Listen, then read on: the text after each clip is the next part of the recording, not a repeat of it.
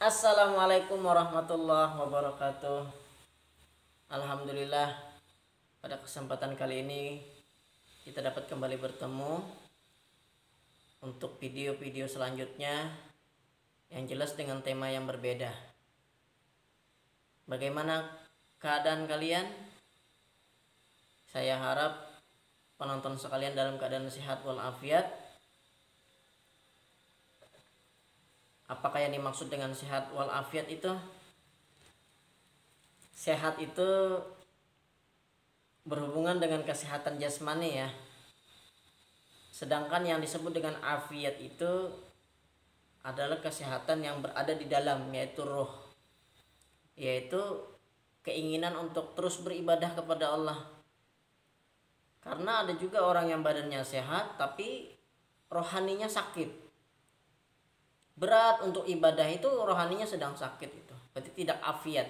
Jadi kita memohon kepada Allah agar selalu diberikan kesehatan dan keafiatan. Amin ya rabbal alamin. Baiklah, video ini akan membahas tentang cara berdoa atau urutan-urutan yang benar dalam berdoa. Berdoa ini tangannya ada macam-macam. Ada yang begini, ada yang begini, dan ada yang begini. Rasulullah dulu ketika berdoa sholat minta hujan, namanya doa istisqa. Doa minta hujan itu seperti ini, sampai kelihatan ketiak Nabi kita itu, karena memohon ke atas langit. Tapi bukan berarti Allah berada di langit, ya. Cuman kedudukan Allah itu tinggi. Dan bukan berarti Allah itu seperti makhluk bertempat di langit, tidak. Nah, tetapi ingat, berdoa itu jangan tangannya di bawah seperti ini. Ini seperti doa orang yang malas, di bawah tangannya. Kita aja kalau minta uang sama orang tua gimana tangannya? Pasti diangkat gini. Ini kita minta sama Allah gitu. Jadi pasti harus lebih sopan. Yang parahnya lagi ini sambil rikup-rikupin tangan biasanya doanya. Ini kurang ada etika lah berhadapan sama Allah itu, gimana minta doanya ya. Jadi insya Allah pada video ini kita akan membahas bagaimana sih doa yang baik itu. Doa yang baik itu adalah sesudah sholat, atau dalam keadaan berwudu, atau dalam keadaan berpuasa. Wah, itu mustajab doanya.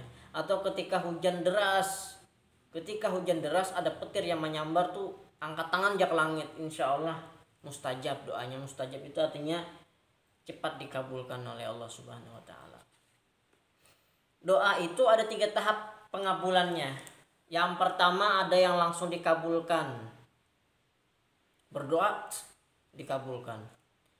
Ada juga yang nanti dikabulkan, karena kata Allah ini belum saatnya ini. Akan tetapi doanya tetap dinilai ibadah. Inna du'a wal ibadah. Dikabulkan atau belum dikabulkan tetap dinilai ibadah. Sesungguhnya doa adalah ibadah. Dan Allah sebenarnya mengabulkan doa kita itu. Memang sih kita berdoa itu apa yang kita inginkan. Tapi Allah tahu apa yang kita butuhkan. Sehingga yang Allah kabulkan itu adalah yang kita butuhkan. Misalnya anak-anak umur setahun berdoa, ya Allah minta mobil Avanza, ternyata yang dikasih mobil mainan. Karena memang waktu yang tepat untuk dikasihkan ke anak itu adalah mobil mainan. Jadi yang dikabulkan itu adalah yang dibutuhkan oleh orang itu, dan Allah tahu itu. Misalnya nih gini, ya Allah saya mau nikah sama dia ya Allah, ternyata nggak dikabulkan. Barangkali Allah tahu itu bahwasanya orang itu buruk untuk dirimu. Jadi jangan sangka buruk kepada Allah. Doa tetap doa, jalankan aja doa. Seiring perjalanan nanti Allah akan memberikan jawabannya, dan jawaban yang terbaik. Ya. Kemudian ada juga doa itu yang tidak dikabulkan di dunia tapi nanti di akhirat.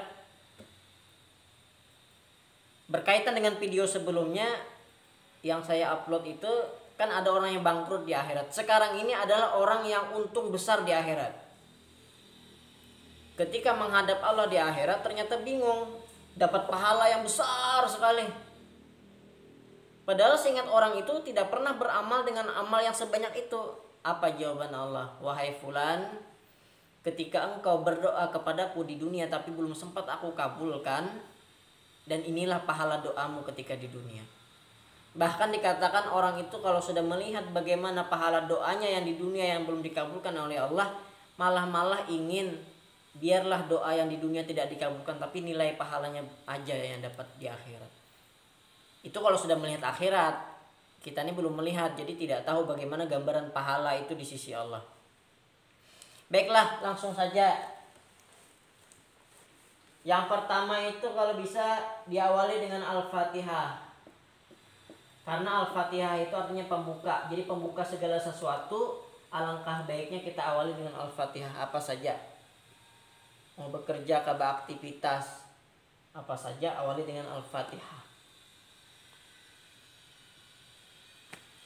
Nah, setelah itu kita bacakan pujian dulu kepada Allah.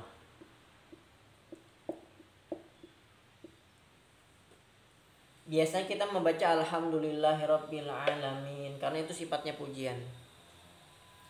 Kenapa sih perlu pujian? Kita ini biasanya kalau mau minta sesuatu sama orang itu harus dipuji-puji dulu yang punya itu.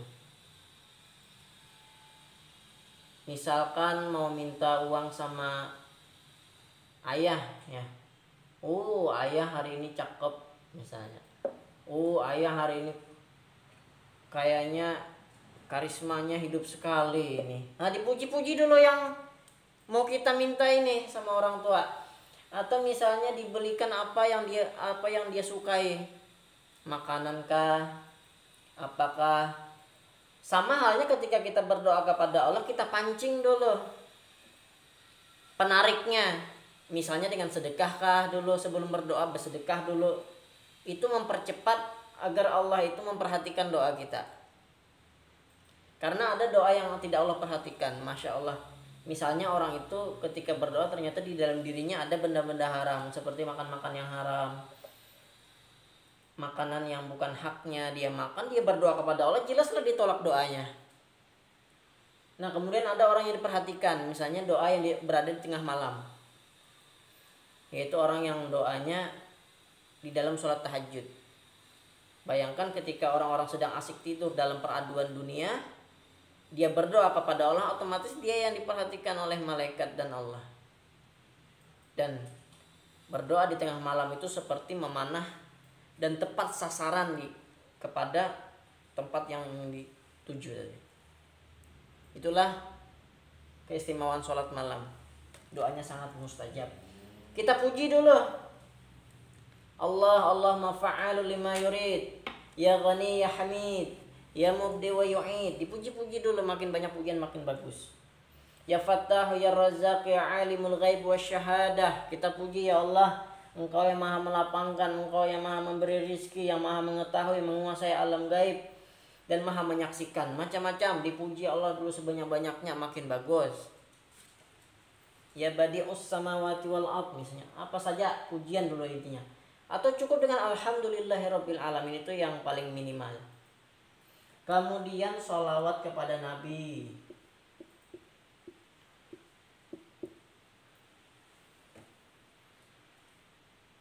Allahumma sholli ala sayyidina Muhammad wa ala alihi wa ashabihi ajma'in. Setelah itu dibaca, baru kita baca doa mohon ampun dulu. Setelah pujian, sholawat, doa mohon ampun.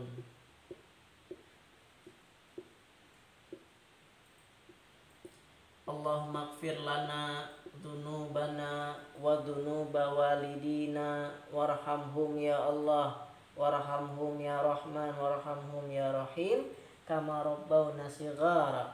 Atau apalah, Allahumma inna nas'alukal afwa wal afiyata wal mu'afata daima fid dini wad dunya wal akhirah. Kalau bisa jangan langsung kepada doanya, minta ampun dulu. Misalkan begini, logikanya saja ya. Ada anak yang baru berbuat salah sama orang tuanya, kemudian semena-mena minta uang sama orang tuanya, padahal dia belum minta maaf terhadap kesalahannya sebelumnya. Kira-kira dikasih nggak? Ya kalaupun dikasih mungkin orang tuanya kurang ikhlas ngasihnya karena masih ada ini kekesalan di dalam hati. Ya jadi maksudnya gitu, kita kepada Allah itu ampunan dulu yang minta, jangan langsung hajatnya, malu. Jadi ya Allah ampunilah ulun dosa-dosa ulun, dosa-dosa kedua orang tua saya ya Allah, dan keluarga-keluarga saya, mohon ampun dulu. Kalau sudah, kemudian isi doanya apa?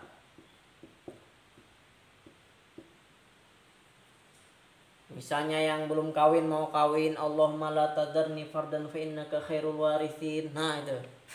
Ini doanya di dalam Al-Quran. Jadi doa-doa yang lebih bagus itu doa yang ada di dalam Al-Quran. Rabbana atina min ladunka rahmatan wa hayyi' lana min amrina rasyada. Allahumma afriq alaina sabran wa tsabbit aqdamana fansurna 'alal qaumil kafirin. Nah, cari doa-doa yang ada di Quran. Tapi kalau doa-doa yang doa selamat bagus itu karangan para ulama. Tidak ada di dalam Al-Quran dan hadis tentang doa selamat, tetapi itu karangan ulama. Karena isi katanya adalah baik, maka hasilnya pun baik. Jadi doa itu sebenarnya apakah? Asal baik. Kalau perlu bahasa Indonesia saja baca doanya silahkan. Karena kalau kita menggunakan bahasa Indonesia, kita lebih tahu artinya dan lebih memakai hati di dalam berdoa. Karena kita dalam berdoa itu perlu kerendahan hati, kepemahaman terhadap doa yang dibaca, dan lain sebagainya.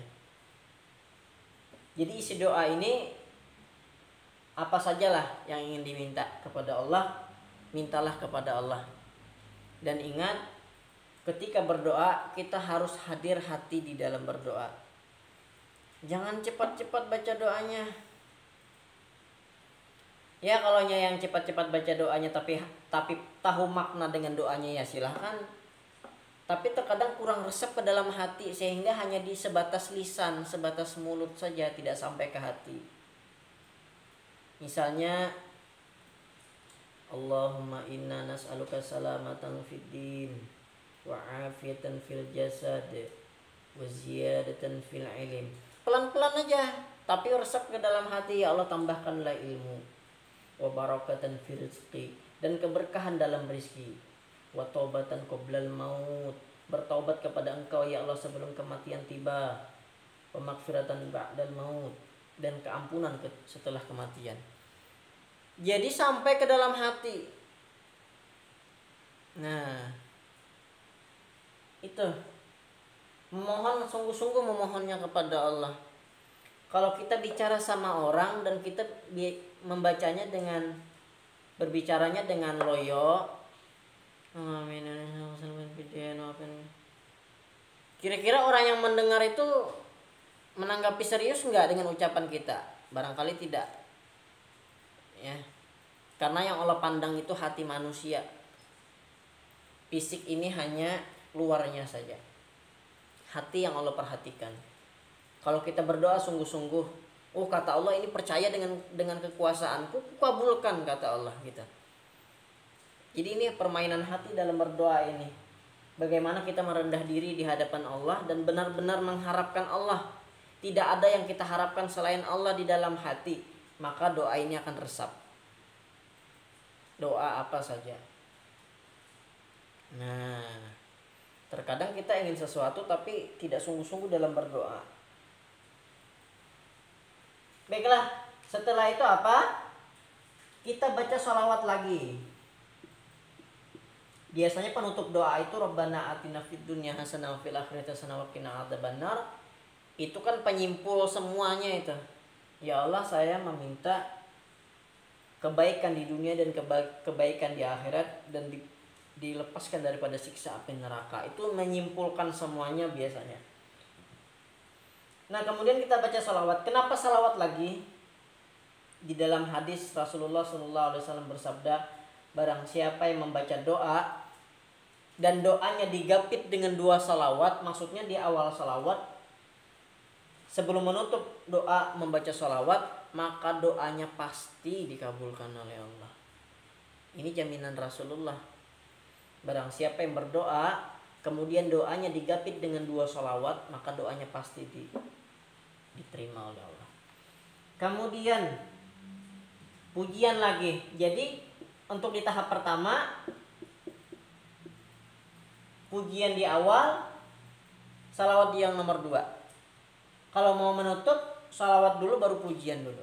Misalnya wassallallahu ala sayyidina wa lana Muhammadin wa ala alihi wa sahbihi wa sallam. Subhana rabbika rabbil izzati amma yasifun. Wa salamun alal mursalin. Walhamdulillahi rabbil alamin. Barangkali hanya ini rentetan bagaimana berdoa yang baik dan benar. Semoga video ini bermanfaat buat semualah, untuk siapa saja yang menonton video ini. Mudah-mudahan berkah dan mudah-mudahan kita dapat tertib dalam berdoa yang baiklah. Dan semoga Allah kabulkan seluruh hajat kita di dunia dan akhirat. Amin ya Allah ya rabbal alamin. Wassalamualaikum warahmatullahi wabarakatuh.